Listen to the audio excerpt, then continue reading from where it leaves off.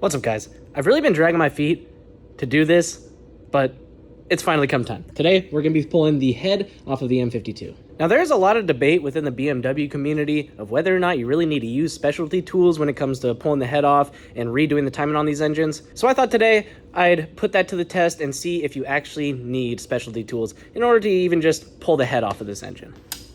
Alrighty, so first things first, let's go ahead and pull the valve cover off of this thing.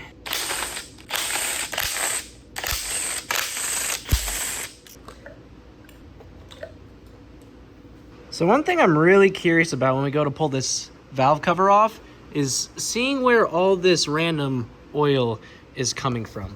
Because I've had problems at drift events in the past where I just have oil leaking from these random spots on the valve cover and it drips down in the exhaust and it causes a lot of problems.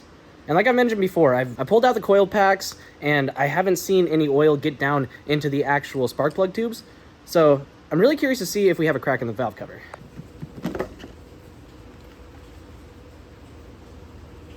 So with the valve cover off, you probably won't be able to see that well, but it just looks like oil was getting up through these holes in the center because there was just a lot of wetness around there. I already took a look on the inside. I already took out the gaskets that sit around the spark plug holes, and all the gaskets were intact. And then along with that, there's absolutely no cracking to be seen.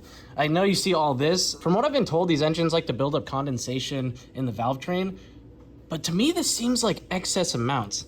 Granted, there's very little up in the actual head itself. There's like a little bit here, but nothing actually down in the cam lobes. But I don't know. I definitely want to look into this a little bit further. Back to the oil leaks though. The only thing that I can assume is that maybe the gaskets that are used on the valve cover that I picked up, because granted, I did pick it up from eBay. Maybe these gaskets just aren't very good quality because it was leaking around these seals onto the end. So I don't know. I'm hoping once I pick up a new valve cover gasket, hopefully that should rectify the issue. Now with all the spark plugs out, I want you to take a guess which cylinder had the blown head gasket on it. From 1 through 6. One of these things is not like the other. And sure enough, if we take a look down into cylinder 3, you can see at some angle a little glint down in there. There is obviously a lot of coolant down in that cylinder. Alrighty, but now we can go ahead and set this thing to top dead center.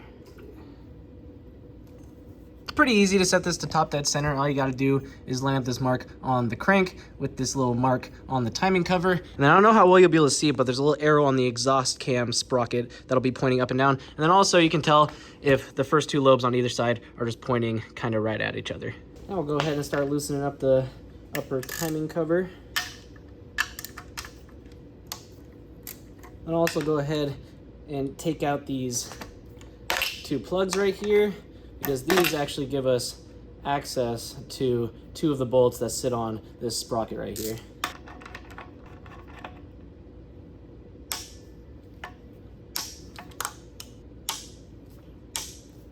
But here what I'm just going to do now, because now I believe it's time to take the slack off of this chain. So there's a little hole on the backside here, so what I'm gonna do is just push. I'm gonna push this down if I can. Come on, how low does it go? Oh, that does go down pretty low. Oh, she's spurting. Push. Oh, okay, cool. And I'm just gonna stick Allen key through there. That'll keep the tensioner from keeping tension on the chain. So now I believe is where the first specialty tool would come into place. Because now we're gonna take off this little Vanos cover up here. And normally there's a Vanos sprocket tool because in order to get, here actually let me scoot you over. In order to get the actual Vanos unit off of the intake cam, the splines that go in are kind of like helical a little bit. So with the Vanos tool, you're able to pop it in here, spin everything, and then this should just pop out. But obviously, I don't have a Vanos tool right now, so we're just gonna try and jiggle her out. You know what's really nice about filming all of this is that I don't necessarily really have to worry about where nuts and bolts go back in because I just have it all on video. I can kind of use my videos as tutorials for myself. It's pretty nice. Ooh, oh, that's spurting. They're spurting a little bit of oil on the ground. Yeah, see, as you can see, it doesn't just pull. Oh, it does. kind of just pull straight off. Wait a second, what? Ah, see, but not fully. But I think if we just jiggle this around enough, I feel like it might just come out. It does kind of seem like it's coming out a little bit more as I'm jiggling it. Ooh, that's an icky noise. Ooh, I don't like that. All right, so it's definitely coming out. Oh, and just like that. Hey, look at that. Man, you don't need no extra tools. You just need a little wiggle and a little jiggle, and she'll come right out. All right, now the next thing I'm gonna wanna do is we're gonna take off these two sprockets in the front. But I need to make sure that this chain stays in the same position as it is now. So just in case it decides to fall off, we're gonna give it a couple marks on teeth on either side, just so we know where exactly it goes back on later. Now, unfortunately, I don't have a paint marker or even just a marker for that matter. So what I'm gonna do, I'm just gonna put some spray paint on the tip of this screwdriver, and I'm just gonna kind of use it as like a makeshift paint pen. So we'll just go ahead and just boop, boop, boop. Oh, that's not working nearly as well as I thought it would. Better idea. I've got a better idea. Boom. Paint on the towel from there to there. Kind of messy, but you get the idea. Oh, I suppose I need to get these plates off before I do that side. Now this may end up knocking it kind of out a little bit. Yeah, but that's fine. Boom.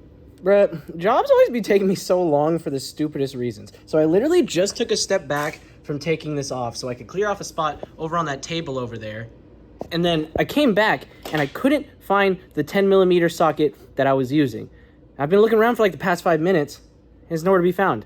Turns out it was in my pocket. It was literally in my pocket. Whatever. Let's get back to working on this engine. Now there should be one big plate on the front, and then there's this kind of like bowed out washer. And I gotta make sure that we keep these in the same orientation. All right. Now, actually there's one more washer, isn't there? At least there should be. This is a washer, isn't it? Yes, it is. Why is it stuck? I feel like it's stuck on there with the oil. I guess I could be wrong. Oh, okay, well that's slippity slick sliding around. Okay, now, before we take that off, we're gonna actually finalize some of these marks.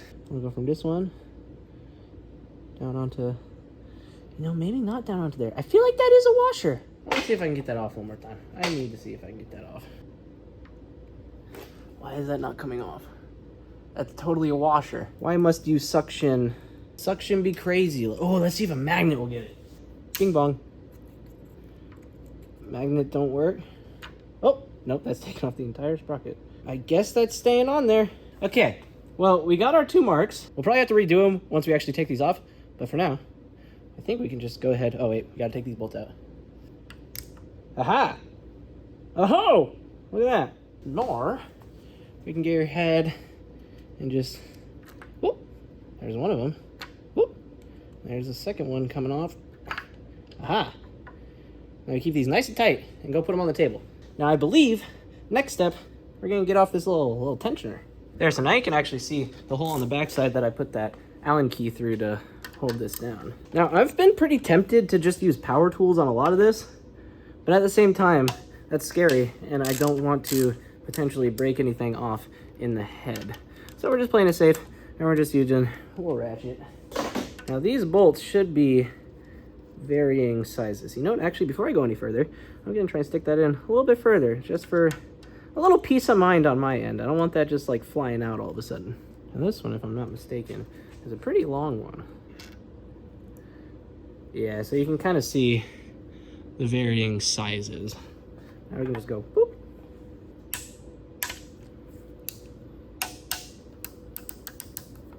Aha. Yes. Yes. Oh. No. No. Oh, you know what? I probably should have turned that a little bit. I gotta turn this intake side. 24. Yes, yes. Very nice. Okay, that should give us enough room. That's not a magnet. Beautiful. That can just come out of there, I think. How does this come out? That don't come out. I got it. I just had to finagle it a little bit. All right, so now it's time to take off this exhaust sprocket. First things first, we gotta take out the tensioner. Now we gotta make sure that when we go to put this back on, we have the right point on the chain right at this arrow. So what people normally do is they'll use a zip tie and put a zip tie right on the chain where it's supposed to line up with the arrow. Here, actually, so what we'll do, try and get this sprocket off, which is wanting to be very stubborn. Oh, I think it's coming. Oh, it's coming. Now, what I think I want to do here, we're in a very precarious spot because if I drop this chain, it's going to be annoying fishing it back out. So, zip tie in mouth. We'll mark on the chain where the zip tie needs to go with our little fingy. Keep tension on the chain as we pull it out. And actually, right now is the perfect time because I can clearly see that it's this link, boom, right there. It needs to line back up with the arrow. All right, cool. Now, still keeping tension, let's get this sprocket out of here. Now, I'm in kind of a weird spot, so I need to make sure that doesn't fall off. But I also need to go put this somewhere. You know, for now, I'm gonna put that right there. And I need something to stick through this so it doesn't fall down, because I know as soon as I let go, it's gonna wanna fall down in there. Can I reach my box from here?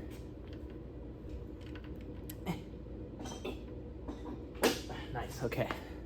Now let's see, will that, of course that doesn't fit, shit. Well, saucy spot right now. Is there anything nearby? I really should have thought about this beforehand, gosh darn it. Hands are slippery, knees weak, arms are spaghetti, mom's spaghetti. Is that good? That's not gonna work, is it? Oh shit, I put it on the wrong way. Oh no. Oh, this is a whole ass disaster. Shit, that was useless. That was literally pointless. Is that gonna work? Look at that! That's scary though. I don't like that at all. Can I stick this through? Oh, oh no. I need a skinny screwdriver.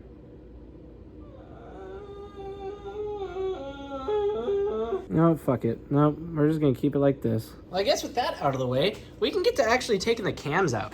Now, this is actually a place where people recommend either getting the special BMW tool, or there's like a super specific way you want to do it. Because apparently, these cams are hollow on the inside, which means they're very brittle. So like any uneven forces as you're going to take these out will tend to snap these, supposedly. But I mean, I watched It's Black's video, and I feel like as long as you just go slow turns across each side and just work your way to the center and then just keep doing that over and over again, it seems like you have a pretty low chance of snapping these. So I think we're gonna try out that way, and we're gonna see how it goes. See, like I'm making very, very tiny turns here.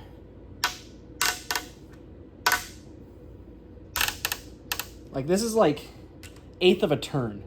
20 minutes later. Now we gotta make sure when we take these out that when they go back in, they're in the right order. Thankfully, they're all labeled. So on the exhaust side, it's A1 through A7. So you just gotta make sure A1's at the front, A2, A3, A4, A5, 6, 7. And one thing to note too is that the lettering on both sides actually face towards the exhaust side. So take note of that. Now we can go ahead and just pop that up. Beautiful. Now we have to do the exact same thing on the intake side. I don't think I'm gonna film it this time. You guys saw the last one, it took way too long, too many passes. So I'll see you guys when I get this out. All right, now these camshaft carriers actually have the buckets within them. So I know once I go to lift this up, they're either gonna wanna stay in kinda, or they're just gonna fall straight out. We wanna make sure that they stay in their respective spots. So I really just gotta make sure if they do fall out that they stay within their area. And it just does not want to come out. Oh, there we go. You can kind of see on that side how they're wanting to slide through, which is good. I'm trying to be careful prying up on this one side because I don't want it to just pop up and then all the buckets go flying. There are a few over here that aren't wanting to come out, so we'll kind of help them out a little bit. They're already starting to fall out.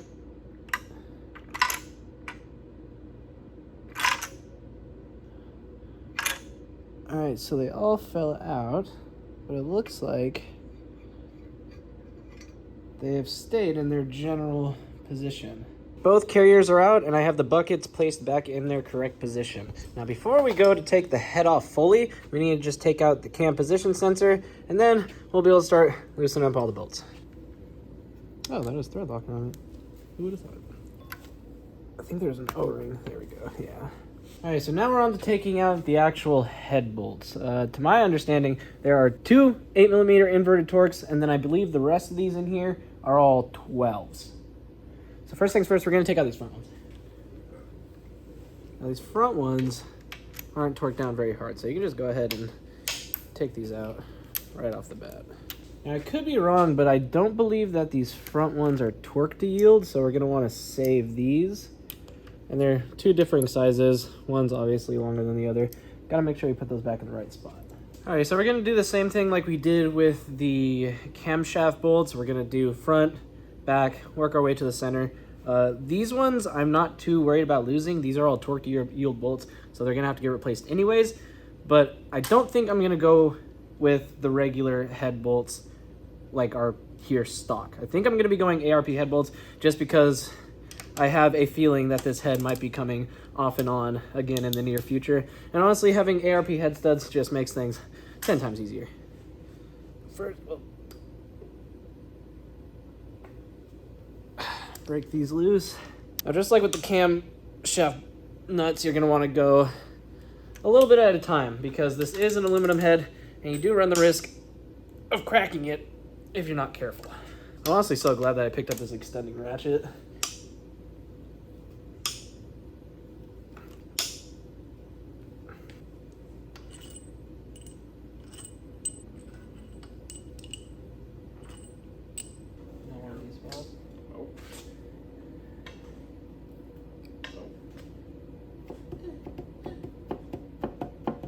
Coming up. You're on chain duty. Oh yeah, I forgot about that. You'll want to transfer to holding down below. You got it down below? Mm-hmm. If you got it down below, you can probably like go hooked up. Holy shit. Alrighty, so with the head gasket off, or with the head off, you can see how much coolant is in there. I don't know if that got in when we took the head off, or if oil was pooling up in there. But regardless, this head gasket has definitely seen better days. So I don't know how well you're gonna be able to see in here, but all the cross hatching, even on the cylinder that was blown and had all the coolant in it, all the cross hatching is still in there, and I'm not seeing any like obvious scoring anywhere. This will give you a better look. You can see there's a good amount of cross hatching still. That's a little weird over there. I can't feel it with my fingernails. Oh, and it just wipes off, so that's actually nothing. But yeah, you can see all the cross hatching still there. The only kind of worry spot that I'm seeing is at some angles, there's a little bit of rainbow. You see that? I'm not sure if that's a hot spot or what. But I mean, other than that, there's no like vertical scoring or anything. All the cross hatching still looks beautiful. I mean, overall, I was kind of worried about popping open this engine, especially with how bad it was running before. But at a first glance, everything seems to be fairly in order. So now, next step is going to be sending the head off to the machine shop, hoping that hopefully doesn't have any sort of cracks or anything, because there wasn't really any obvious failure that I saw on the head gasket at first look. I'll probably take another look at it, see if I can see anything.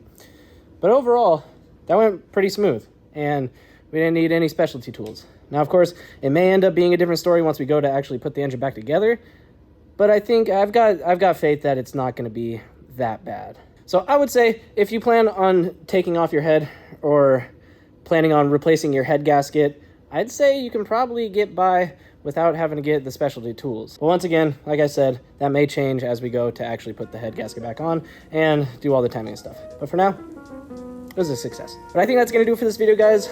I hope y'all enjoyed. I hope y'all have a wonderful day, and I will see you in the next one.